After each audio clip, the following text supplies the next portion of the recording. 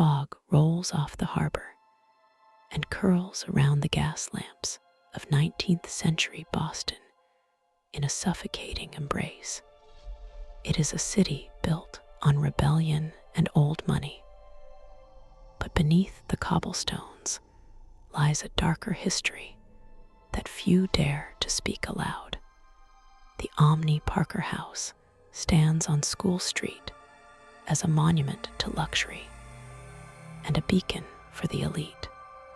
It opened its doors in the year 1855 and instantly became the place to be seen. But for some who walked through those heavy oak doors, the hotel became more than a temporary stay. It became an eternal prison. The walls here have absorbed every whisper and every secret and every tragedy. They are waiting to tell you their stories if you are brave enough to listen. Imagine standing outside the imposing stone facade as the sun dips below the horizon and the shadows lengthen across the entrance. The air grows colder here than anywhere else in the city, and a sense of unease settles deep in your stomach. You are about to enter a world where the laws of physics seem to bend, and the line between the living and the dead is terrifyingly thin. This hotel is not merely a collection of rooms and suites. It is a vessel for memories that refuse to fade and spirits that refuse to move on. Every creak of the floorboards and every flicker of the chandelier is a message from the other side.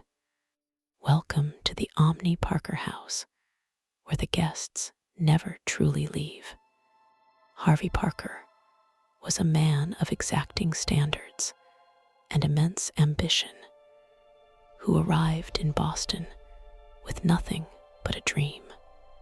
He built his hotel to be the finest in the land, and he oversaw every detail with an obsession that bordered on madness. He knew every employee by name and inspected every plate of food and checked every room for dust. His presence was commanding, and his approval was the only thing that mattered to the staff who served him. But Harvey Parker died in the year 1884.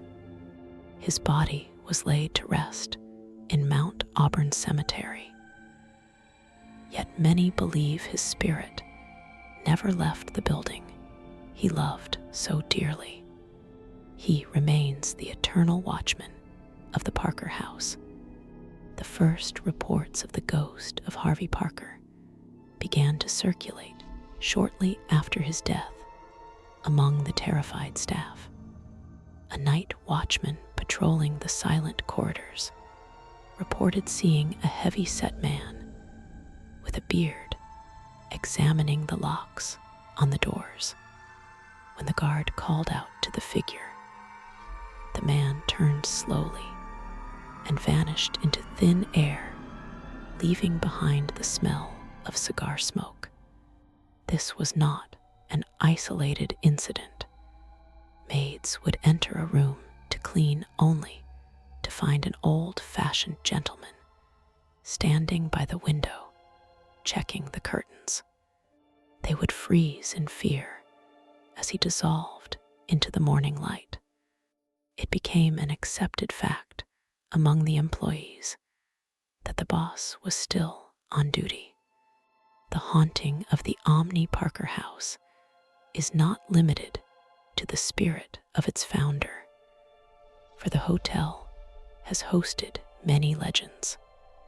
The Saturday Club was a gathering of the brightest literary minds of the 19th century, including Henry Wadsworth Longfellow and Ralph Waldo Emerson. They met in the Parker House to discuss poetry and philosophy and the future of the nation. The energy of these meetings was intense, and some say it imprinted itself on the very atmosphere of the room. Guests dining in the room where they met often report hearing the low hum of conversation when the room is empty.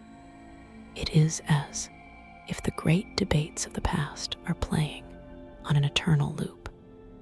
Among the most famous guests to grace the halls was the legendary British author Charles Dickens, who stayed here during his American tour. He occupied a suite of rooms on the 3rd floor and spent his days practicing his readings in front of a large mirror.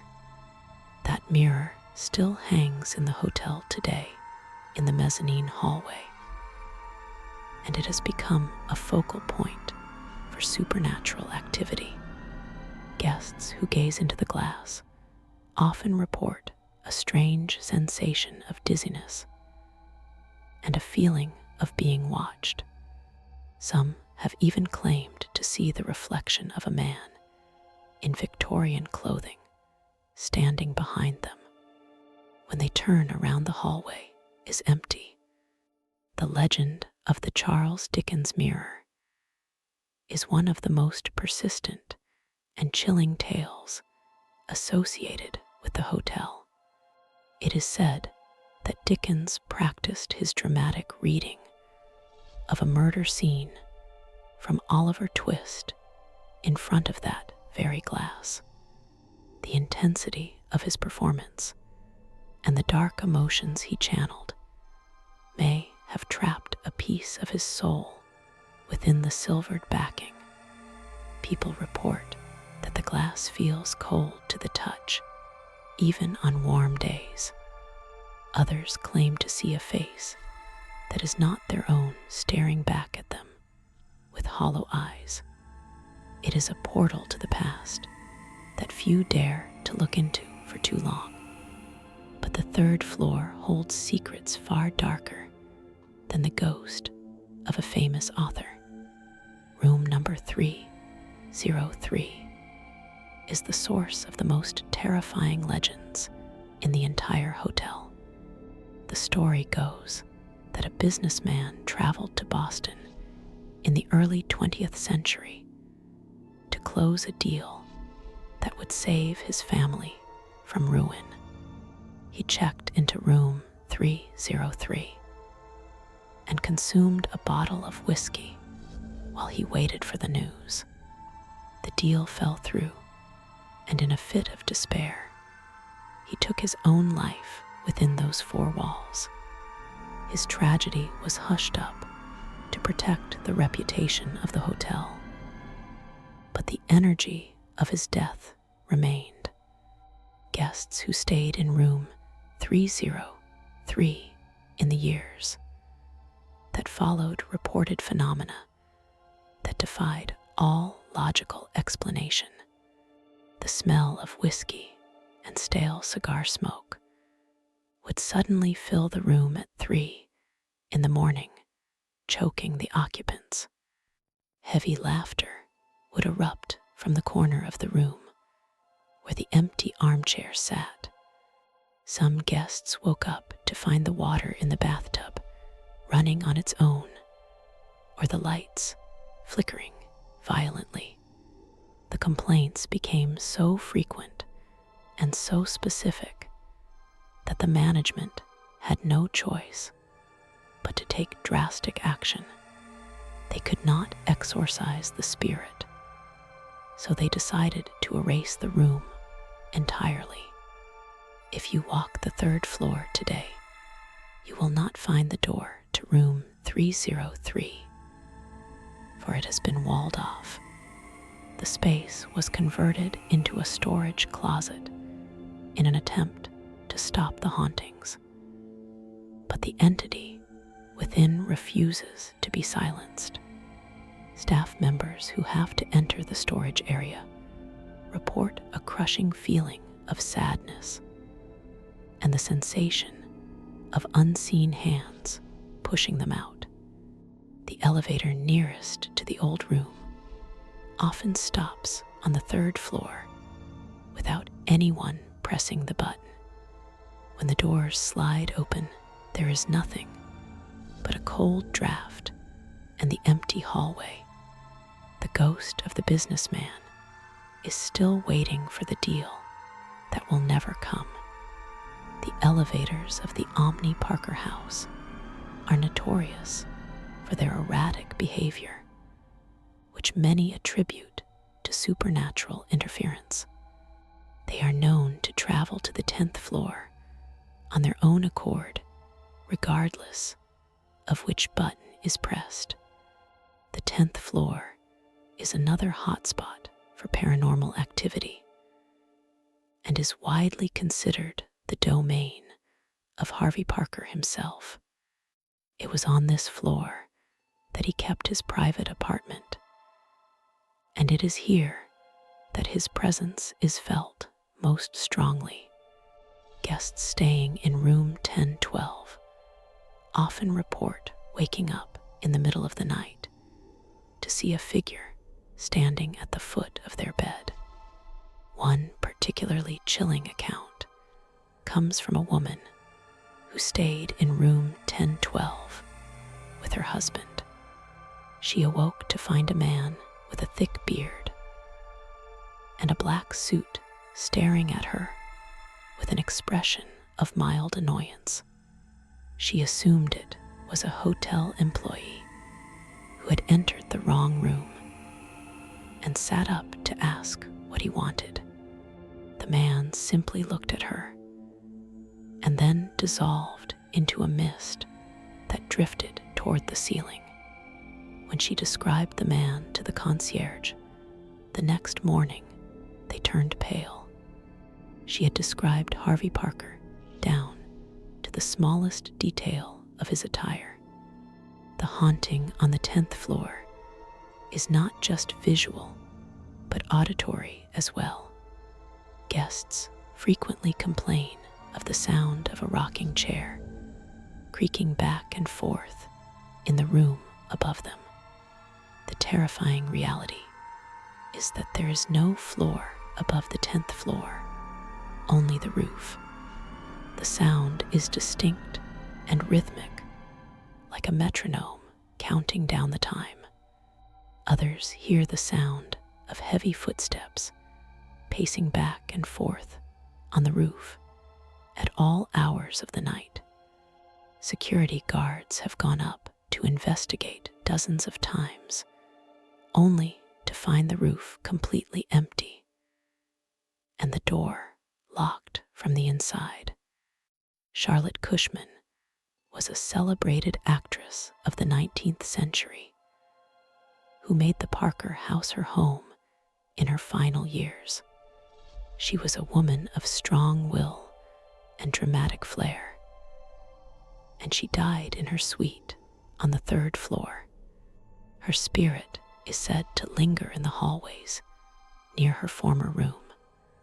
Guests have reported seeing a woman in a long, flowing gown gliding down the corridor without her feet touching the ground. She often appears to be looking for something or someone. The air around her apparition is said to smell faintly of lavender and old lace.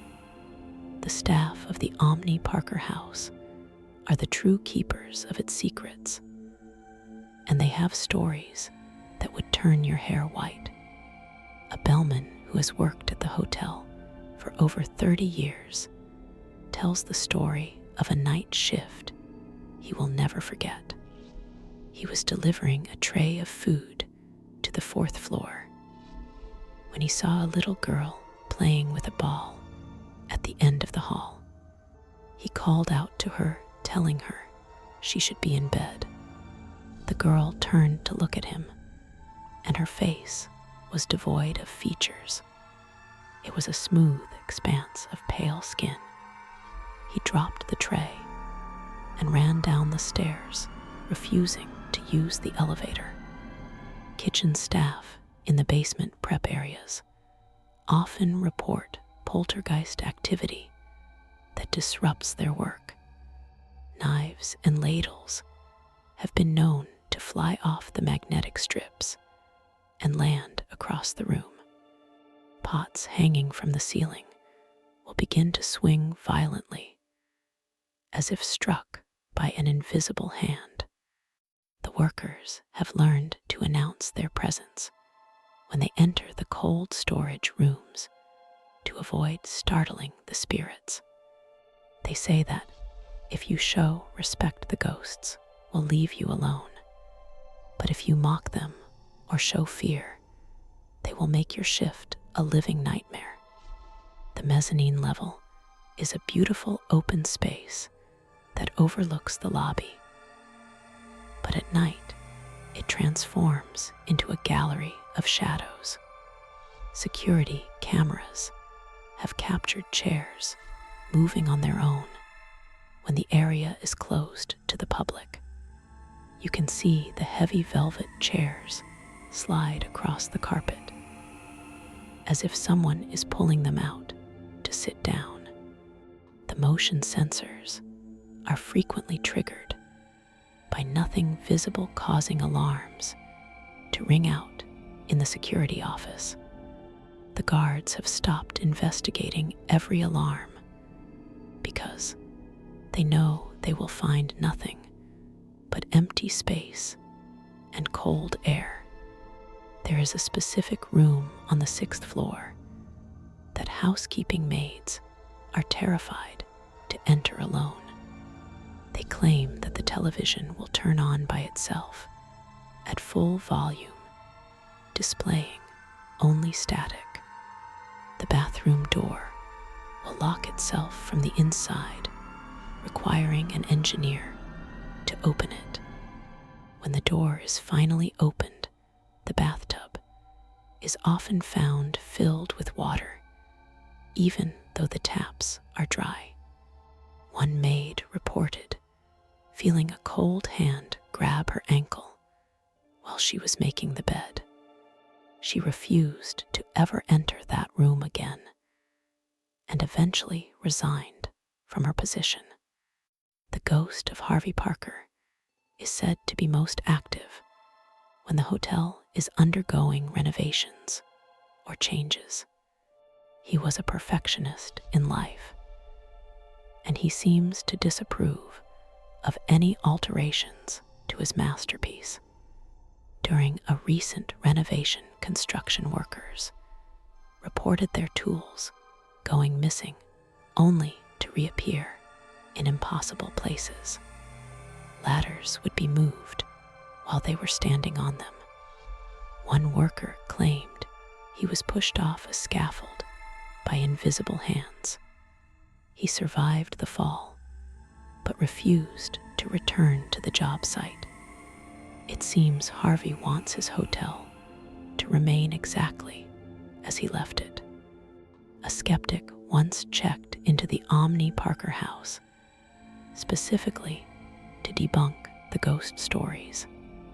He brought recording equipment and cameras and set them up in room 1012. He spent the night mocking the legend of Harvey Parker and challenging the spirit to show himself. The recording he captured that night is said to be bone-chilling. In the middle of the silence, a deep guttural voice can be heard whispering directly into the microphone. It said only one word: "Leave." The skeptic checked out the next morning, looking pale and shaken, and never released his findings. The distinct smell of whiskey and tobacco is a recurring theme in the hauntings of the Parker House. It often manifests in the elevators or in empty hallways where no one is smoking. The scent is thick and pungent, reminiscent of a bygone era.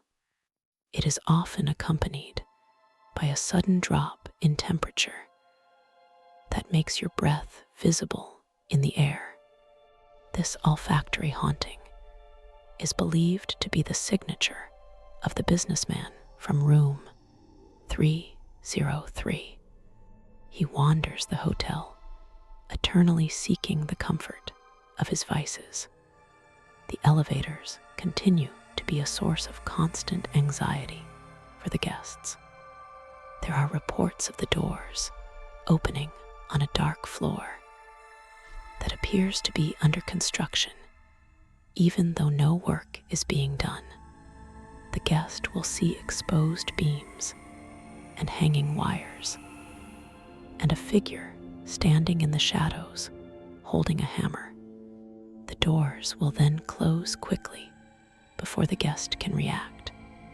When they report it to the front desk, they are told that the floor they saw does not exist in the current layout of the hotel. It is a glimpse into a past renovation, or perhaps a memory of the building itself. Another terrifying encounter involved a family staying on the second floor. Their young son began talking to an imaginary friend. He called the nice man in the black hat. The parents thought nothing of it until the boy began to know things he could not possibly know. He told them that the man was sad because he lost his watch. Later that day, the father found an antique pocket watch tucked behind the radiator. When they showed it to the hotel historian, it was identified as a style popular in the 1890s. The boy simply smiled and said the man was happy now. The Omni Parker House is not just a building, it is a living entity that breathes with the history of Boston. Every tragedy and every celebration that has occurred within these walls has left a mark. The energy is palpable from the moment you step into the lobby. It is a heavy weight that presses down on your shoulders. Some find it comforting, like being wrapped in a blanket of history. Others find it oppressive and terrifying.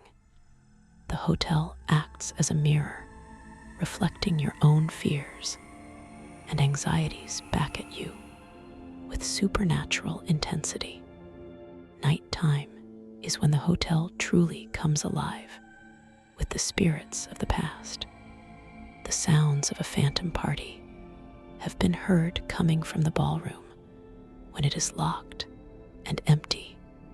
Guests report hearing the clinking of glasses and the murmur of voices and the strains of a waltz. If you put your ear to the door, the sounds are clear and distinct. But the moment you turn the handle and open the door, the room is silent and dark. The dust motes dance in the light from the hallway, as if disturbed by invisible dancers. The most frightening aspect of the haunting is the physical interaction that some guests experience.